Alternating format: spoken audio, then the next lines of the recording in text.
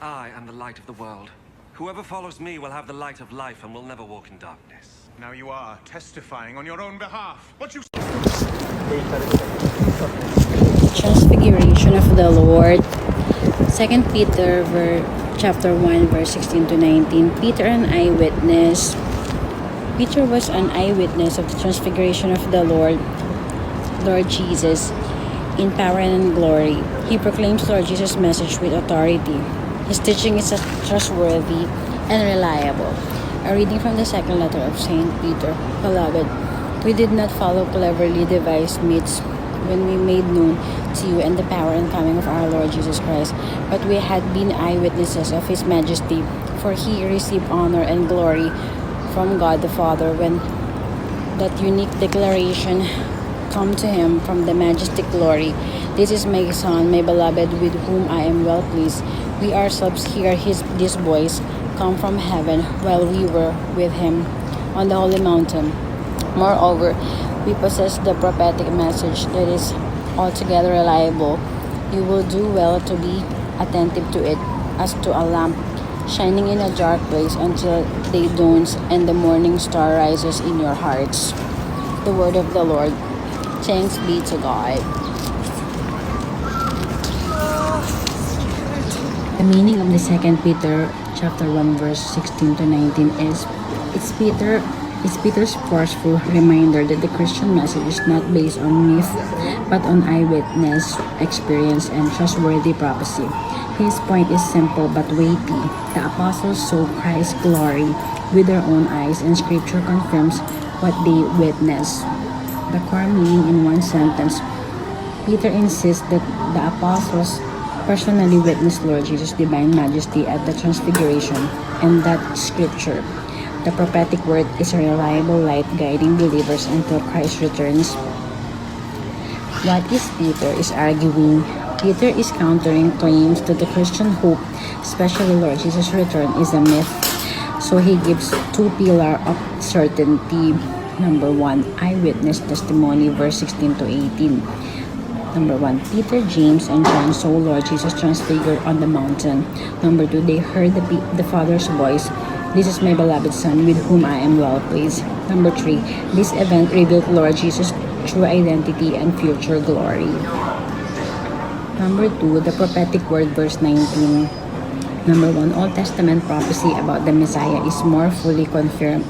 Number 2, Scripture is a lamp in the dark place, giving clarity, direction, and stability.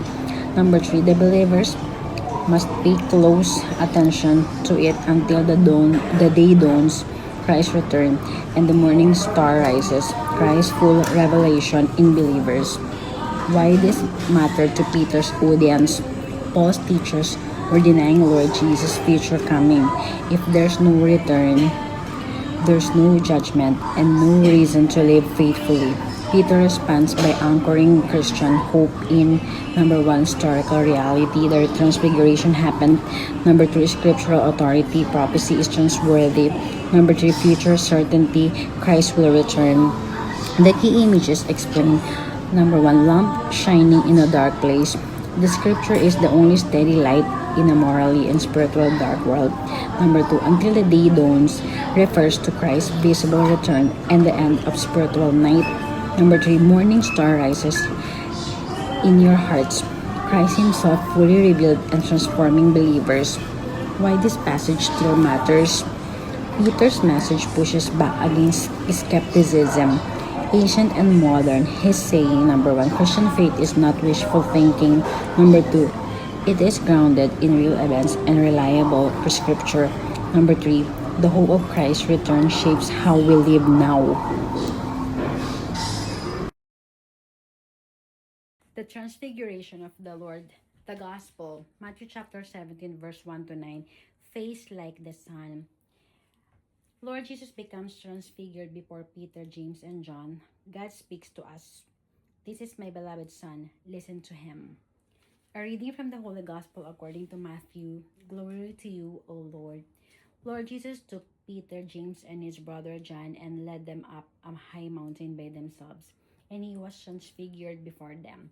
His face shone like the sun, and his clothes became white as light. And behold, Moses and Elijah appeared to them, conversing with him. Then Peter said to Lord Jesus in reply, Lord, it is good that we are here. If you wish, I will make three tents here, one for you, one for Moses, and one for Elijah. While he was still speaking, behold, a bright cloud cast a shadow over them. Then from the cloud came a voice that said, This is my beloved Son, with whom I am well pleased. Listen to him.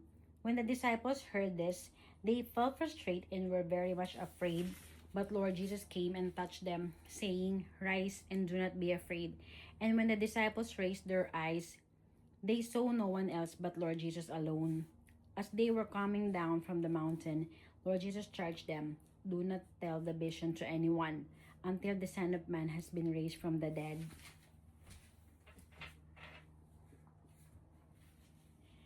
Matthew chapter 17, verse 1 to 9, is reveals Lord Jesus' divine glory in the transfiguration, confirms his identity as God's beloved Son, and prepares the disciples to understand his coming, suffering, and resurrection. Number 1, Lord Jesus takes Peter, James, and John up the mountain. Verse 1, Lord Jesus brings only 3 disciples, Peter, James, and John, up a high mountain. This smaller group often witnesses key moments in Lord Jesus' ministry.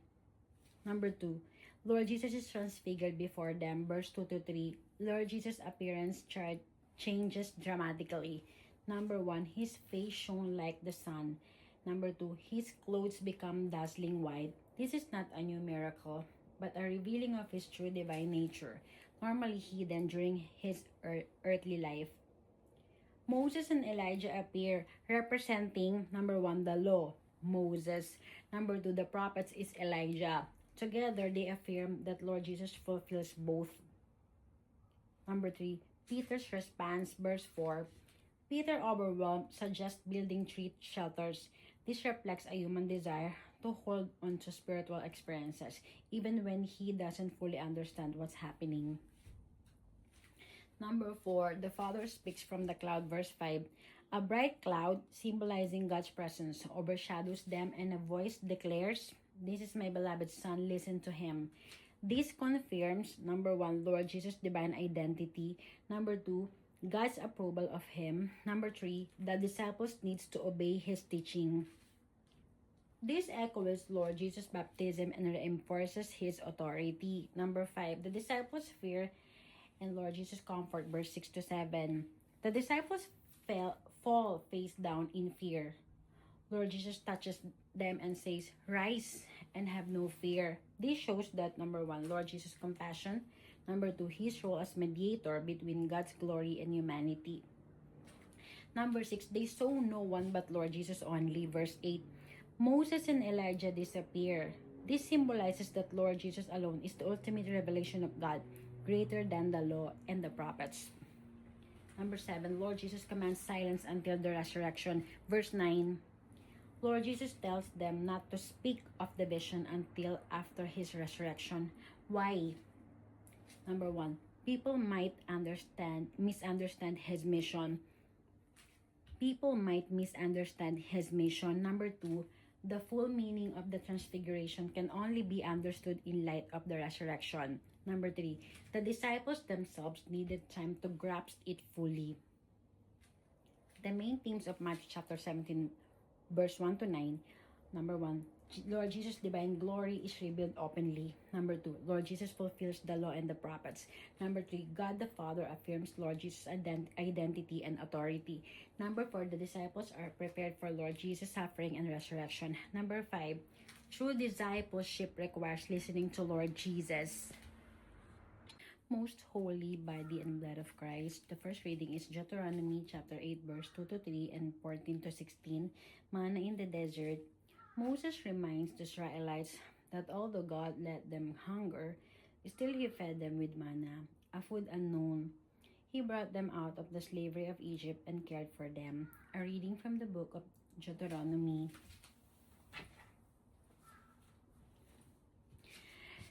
Remember how the Lord your God led you on this long journey through the desert these past 40 years, sending hardships to test you so that he might know what you intended to do and whether you would obey his commands.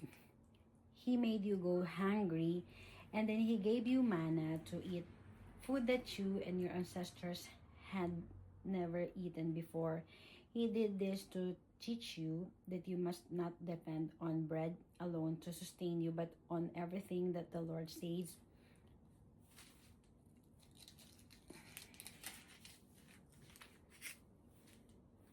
Be sure that you do not become proud and forget the Lord your God who rescued you from Egypt, where you were slaves. He led you through that vast and terrifying desert where there were poisonous snakes and scorpions. In that dry and waterless land, he made water flow out of solid rock for you. In the desert, he gave you manna to eat, food that your ancestors had never eaten. He sent hardships on you to test you, so that in the end he could bless you with good things.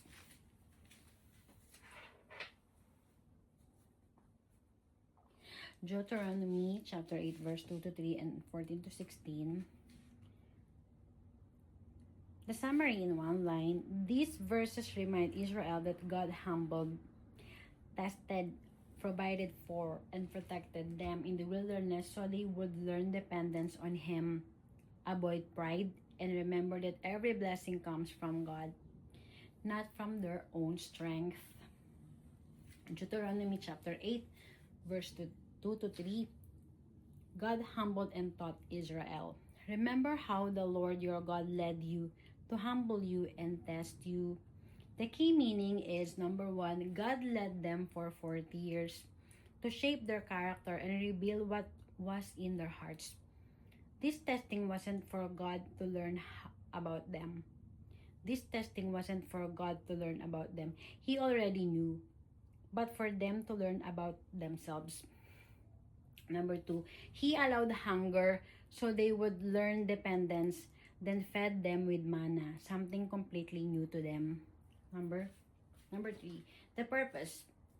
Man does not live by bread alone, but by every word from the Lord. This teaches that life depends on God's guidance and provision, not merely physical resources. Number 4, God also preserved them miraculously. Their clothes didn't wear out and their feet didn't swell for 40 years. The meaning is, God used the wilderness to, number 1, build humility. Number 2, teach trust. Number 3, show that His word is the true source of life. Number 4, reveal His faithful care. Deuteronomy chapter 8, 14 to 16, warning against pride. These verses warn Israel about what might happen after they enter the promised land and prosper. The key meanings is, number 1, when they become comfortable, full, wealthy, settled, there is a danger that their hearts will be lifted up, become proud. Moses warns them not to forget the God who rescued them from Egypt. Number 2, God reminds them of, number 1, the terrifying wilderness. Number 2, the fiery serpents and scorpions. Number 3, the water from the rock. Number 4, the manna He provided daily. All these were meant to humble and test them to do you good. To do you good in the end. The manna He provided daily. All these were meant to humble and test them to do you good in the end. The danger is thinking, my power and the might of my hand have gotten me this wealth. Moses warns that forgetting God leads to destruction. The meaning is, prosperity can make people forget God. These verses call Israel to, number 1, stay humble. Number 2, remember God's past faithfulness. Number 3, recognize that every blessing comes from Him. Number 4, avoid the illusion of self-sufficiency. The main themes across these verses, number 1, humility. God uses hardship to shape His people. Number 2, dependence means life comes from God's word, not just physical provision. Number 3, memory. Remembering God's past works protects against pride. Number 4, warning means prosperity can lead to forgetting God. Number 4, purpose. God's testing is always to do you good in the end. Purpose means God's testing is always to do you good in the end. Bible reading, Most Holy Body and Blood of Christ. The second reading is 1 Corinthians chapter 10, verse 16 to 17, Body and Blood. In the one bread and sharing the one cup, we are united in the body and blood of Lord Jesus. We, though many, are still one body in Lord Jesus. A reading from the first letter of St. Paul to the Corinthians. The cup we use in the Lord's Supper, and for which we give thanks to God, when we drink from it, we are sharing in the blood of Christ, and the bread we break. When we eat it, we are sharing in the body of Christ, because there is the one loaf of bread. All of us, though many, are one body, for we all share the same loaf.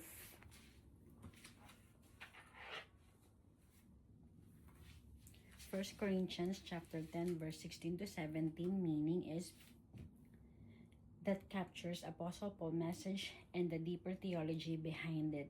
The summary in one line: Apostle Paul teaches that the Lord's Supper unites believers into one body because they all share in one bread and participate in Christ himself.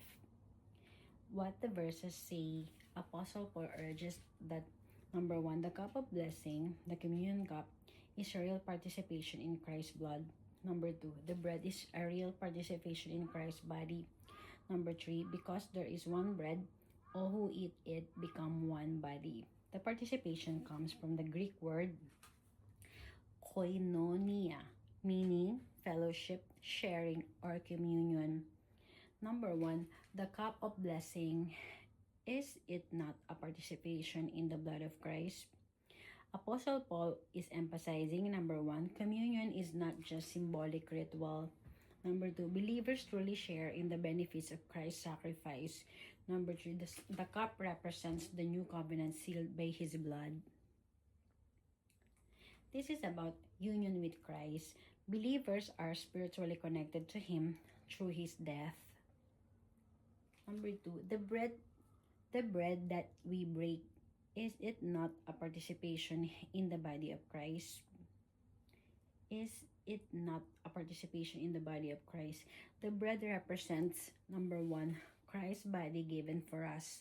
Number 2, our unity with him. Number 3, our unity with each other. To participate in the body means, number 1, we receive the life Christ gives. Number 2, we identify with his suffering. Number 3, we belong to his people. Number 3, because there is one bread, we who are many are one body. This is Apostle Paul's main point. Communion is not only vertical with Christ, but also horizontal with each other. One bread, one body, meaning, number 1, Christians are united despite differences. Number 2, communion is a declaration of unity. Number 3, division contradicts the meaning of the Lord's Supper. This is why Apostle Paul later rebukes the Corinthians for taking communion while being divided. 1 Corinthians 11. Number 4, the context avoiding idolatry. In this chapter, Apostle Paul warns against, number 1, eating food sacrificed to idols. Number 2, participating in pagan feasts. In his logic, number 1, if communion unites you with Christ, number 2, then pagan feasts unite you with demons, verse 20. Number 3, you cannot share both tables. So these verses support this argument. What you participate in spiritually shapes your identity. The main themes is, number 1, communion is a real spiritual participation, not empty ritual. Number 2, believers are united with Christ through His sacrifice. Number 3, believers are united with each other as one body. Number 4, Christian unity is rooted in Christ's body and blood. Number 5, you cannot mix loyalty to Christ with loyalty to idols. Hosea chapter 6, the people's insincere repentance.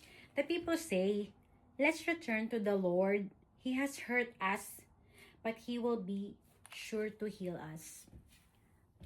Let's return to the Lord. He has hurt us, but He will be sure to heal us. He has wounded us, but He will bandage our wounds. Won't He? In 2 or 3 days, He will revive us, and we will live in His presence. Let us try to know the Lord. He will come to us as surely as the day dawns, as surely as the spring rains fall upon the earth. But the Lord says, Israel and Judah, what am I going to do with you? Your love for me disappears as quickly as morning mist.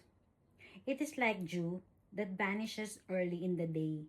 That is why I have sent my prophets to you with my message of judgment and destruction. What I want from you is plain and clear. I want your constant love, not your animal sacrifices. I would rather have my people know me than burnt offerings to me.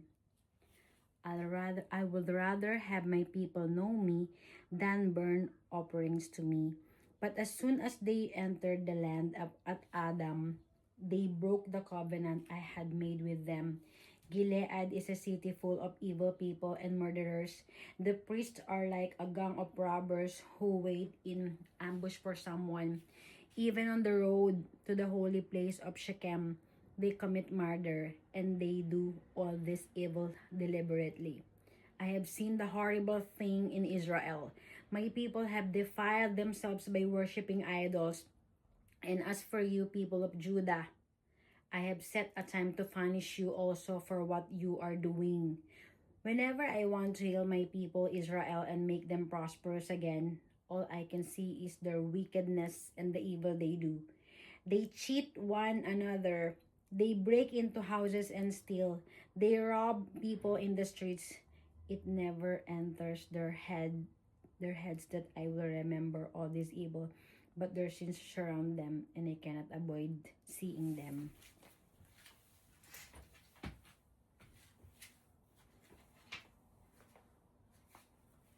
Hosea chapter 6 verse 1 to 11 plus chapter 7. Here's is a clear and structured explanation of Hosea chapter 6 1 to 11, grounded in the sources of retrieve. Summary in one line, Hosea chapter 6 1 to 11 shows God calling His people to genuine repentance, not empty rituals, and warning that judgment will come because their love is shallow and their covenant breaking persistent. God desires steadfast love and true knowledge of Him, not mere sacrifices. Number 1, Hosea chapter 6 1 to 3, a call to return to the Lord. Israel voices a hopeful call. Number 1, come, let us return to the Lord. He has torn us, but He will heal us. The key ideas is, number 1, Israel recognizes God's discipline but trusts His healing.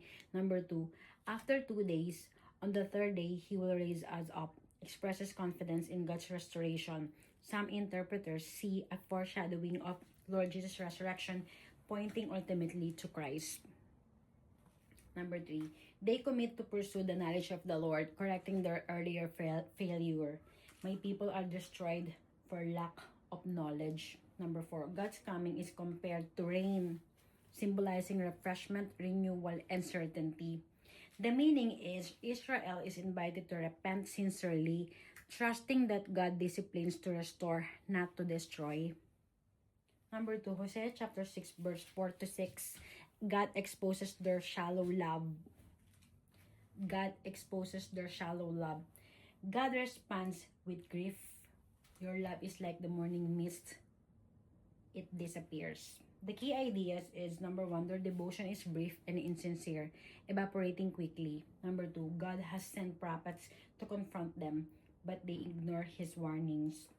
Number 3, God declares, I desire mercy, I desire mercy, not sacrifice, the knowledge of God rather than burnt offerings. This means God values faithful love, compassion, and genuine relationship more than ritual performance. Lord Jesus later quotes this verse to rebuke religious hypocrisy. The meaning is God rejects empty religion. He wants steadfast love, hesed, and true knowledge of Him, not ritual without heart. Number 3, Hosea chapter 6 verse 7 to 10, Israel's covenant breaking and corruption. God lists their sins. Number 1, like Adam, they transgressed the covenant. Number 2, Gilead is full of bloodshed. Number 3, priests act like robbers and murderers, committing atrocities. Number 4, Ephraim's Israel practices spiritual prostitution, idolatry.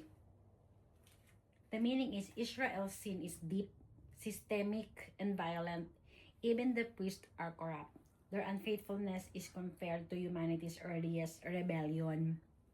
Number 4, Hosea chapter 6 verse 11, a warning to Judah.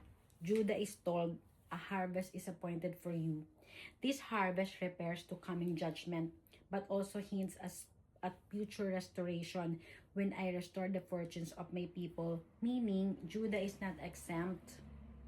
Judgment is coming, but God's long-term plan still includes restoration. The main themes of Hosea chapter 6, number 1, repentance must be sincere, not superficial. Number 2, God disciplines to heal, not to destroy. Number 3, God desires love, mercy, and true knowledge of Him, not empty rituals. Number 4, Israel's sin is deep, involving leaders and priests. Number 5, judgment is certain, but so is God's promise of restoration.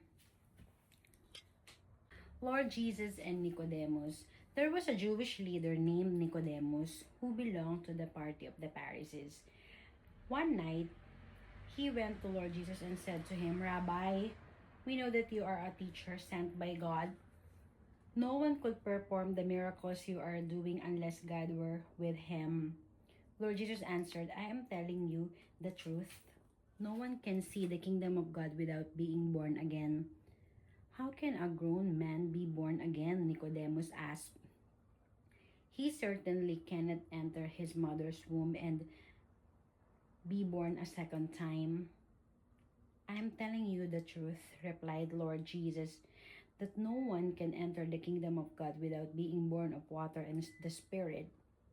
A person is born physically of human parents, but is born spiritually of the Spirit. A person is born physically of human parents, but is born spiritually of the Spirit. Do not be surprised because I tell you that you must all be born again. The wind blows wherever it wishes.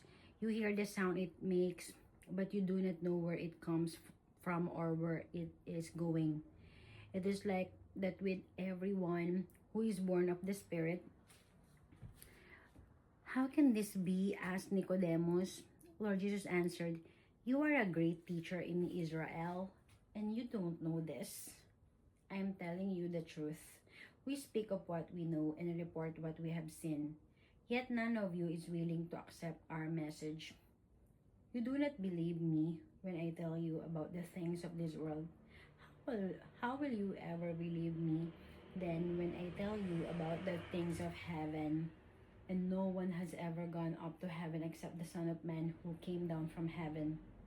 As Moses lifted up the bronze snake on a pole in the desert, in the same way the Son of Man must be lifted up, so that everyone who believes in him may have eternal life. For God loved the world so much that he gave his only Son, so that everyone who believes in him may not die, but have eternal life. For God did not send his Son into the world to be its judge, but to be its Savior. Those who believe in the Son are not judged, but those who do not believe have already been judged, because they have not believed in God's only Son.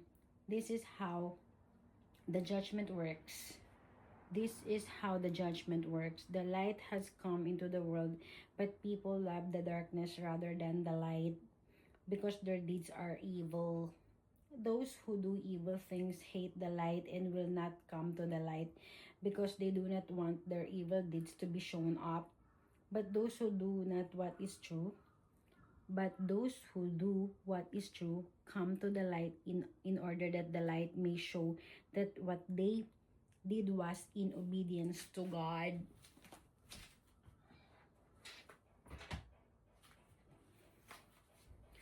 John chapter 3 verse 1 to 21 teaches that entering God's kingdom requires a spiritual rebirth through the Holy Spirit, and that God sent Lord Jesus to save, not condemn the world, offering eternal life to all who believe.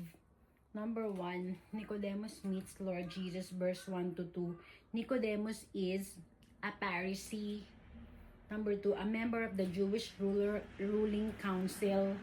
Number 3, a respected religious teacher. He visits Lord Jesus at night, symbolizing his spiritual uncertainty or fear.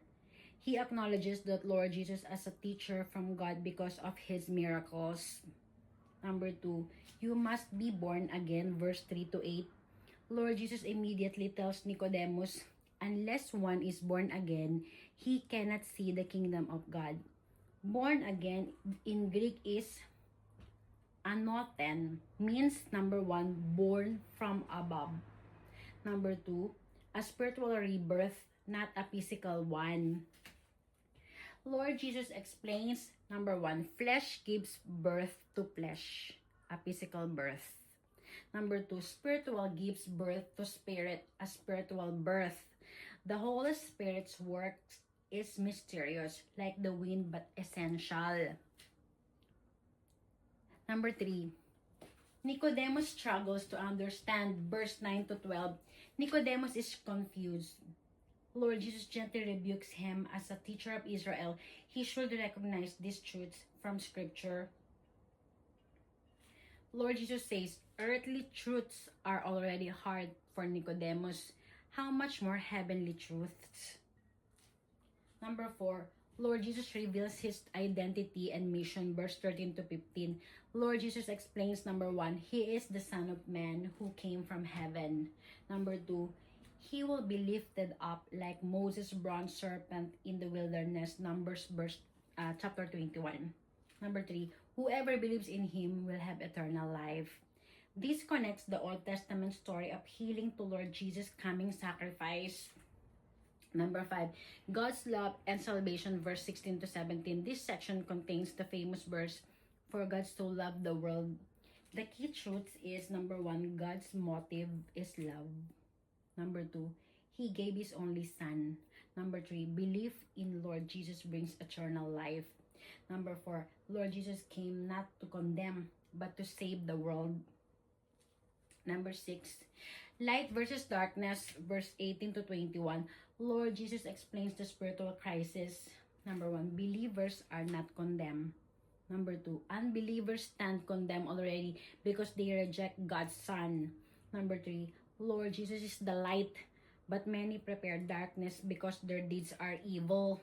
Number 4, those who live in truth come into the light, showing their lives are shaped by God. The main themes of John chapter 3 verse 1 to 21. Number 1, spiritual rebirth is necessary for salvation. Number 2, the Holy Spirit gives new life. Number 3, Lord Jesus' identity as the Son of Man from heaven. Number 4, the cross as God's plan for salvation. Number 5, God's universal love for the world.